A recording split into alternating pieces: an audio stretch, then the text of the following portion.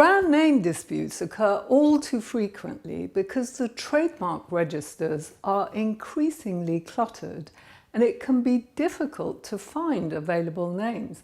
You may find that you're using a name for one purpose, but as soon as you use it for another purpose, you could actually be facing a brand name dispute. When you use a name or other brand symbol that someone else claims to have a better title to, or if you find someone using confusingly similar branding to yours and want to challenge it, you have a dispute to deal with. As it's not widely appreciated that it is necessary to check the trademark registers before using a name, brand name disputes are one of the most common ones we see.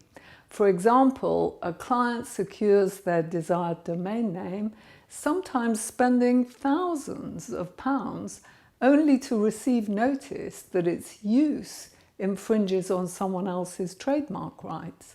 The rights to use of a name stem from trademarks, not from domain or company name availability.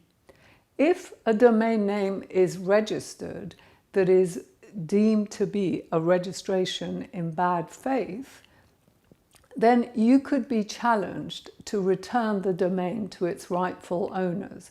For example, even if you've managed to buy a domain name for the name Coca-Cola Clothing Co. UK for your online clothing business, it doesn't mean that you're entitled to use that name to sell your line of clothing.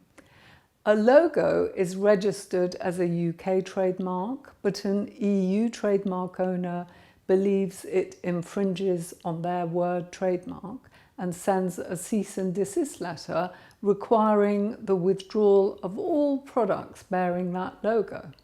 Sometimes someone may be simply using their own name in business, but this may conflict with a registered trademark.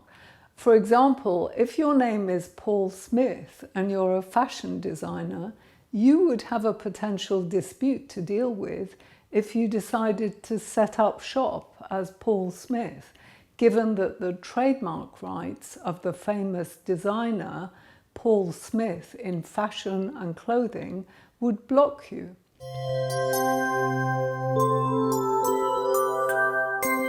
Now, brand name disputes usually take one of three forms. Either the disputes in relation to registered trademarks, these may involve an opposition to a trademark application or a cease and desist letter threatening court proceedings. Brand name disputes can also occur if someone is using a name but hasn't registered it as a trademark. In that case, they would argue passing off and possibly threaten court proceedings. Or if you have applied to register a trademark, they may either oppose your trademark application based on their earlier rights or apply to cancel your registration if you've already registered the mark.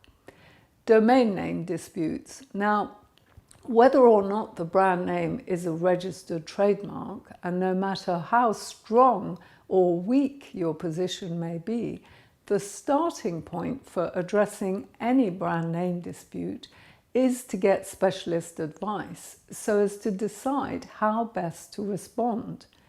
You may need to change your name and will need to use someone who both understands brands and names.